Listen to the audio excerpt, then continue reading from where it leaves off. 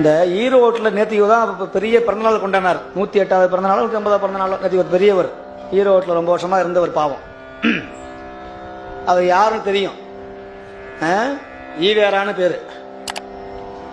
அவர் என்ன பண்ணாரு, திருவாசகத்தை பத்தி ஒரு சபையில இதே ஈரோட்டில் 1953வது வருஷம் ஒரு மீட்டிங்ல திருவாசகத்தை பத்தி ரொம்ப கொச்சையா பேசிட்டு இருந்தார்.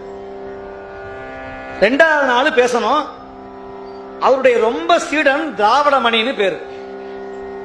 பெரிய இந்த இவரை விட, ஈவேராவை விட ரொம்ப கடவுள் இல்லை அப்படின்னு சொல்லக்கூடிய அப்பா திராவிடமணி நாளைக்கு காலம்பரை இந்த திருவாசகத்தை பத்தி இன்னும் கொச்சையா பேசணும், அதனால வீட்டில் போய் படிச்சுக்கிட்டு வா அப்படின்னு அனுப்பிச்சார். யார? இந்த திராவிடமணிய. இந்த ஆளு நேரா போய் திருவாசக உரையோட இருக்கிற புத்தகத்தை வாங்கி, ஏன்னா படிச்சதானே குறை சொல்ல முடியும் இல்லையா, வாங்கி படிக்க ஆரம்பிச்சார். அடுத்த நாள் மீட்டிங்க்கு 6 மணிக்கு ஆளை காணும் திராவிடமணிய. 2வது நாள் பார்த்தாரு, ஆளை காணும். 3வது நாள் ஆளை காணும். 4வது நாள் ஒரு ஆளை அனுப்பிச்சு விட்டார். இப்ப இந்த ஆளை காணமே நம்முடைய உண்மையான தொண்டனாச்சியா வர சொல்லு.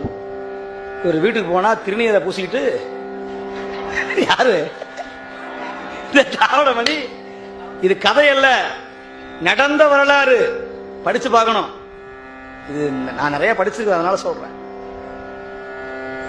திருநீரை பூசிக்கிட்டு உட்கார்ந்தாராம். நமச்சிவாய வாழ்க, நாதன் தாழ்வாழ்க. இது பிள்ளையாருக்கு செருப்பு மாலை போட்டவன் இப்ப அருகம்புல் போட்டு கும்பிட ஆரம்பிச்சுட்டான். என்னையா இப்படி ஆயிட்ட, உன்னை தலைவர் கூப்பிடுறாரியா, என்னையா போய் வேலையை பார்த்துட்டு. என் தலைவர் யாரும் கிடையாது. யாரு? இவர் குருநாதர் கிடையாது.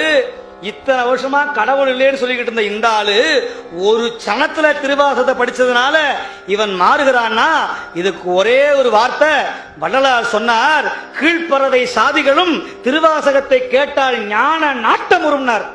பிணர்ந்திங்கிற கழுகு கூட திருவாசக முற்றோல் பந்தல வந்து உட்கார்ந்ததுன்னா, 2 பதிகத்தை கேட்டதுன்னா 3வது பதிகத்துல இருந்து இன்றிலிருந்து நான் பிணத்தை திங்க மாட்டேன் என்று கழுகு கூட சைவமாக மாறுமா?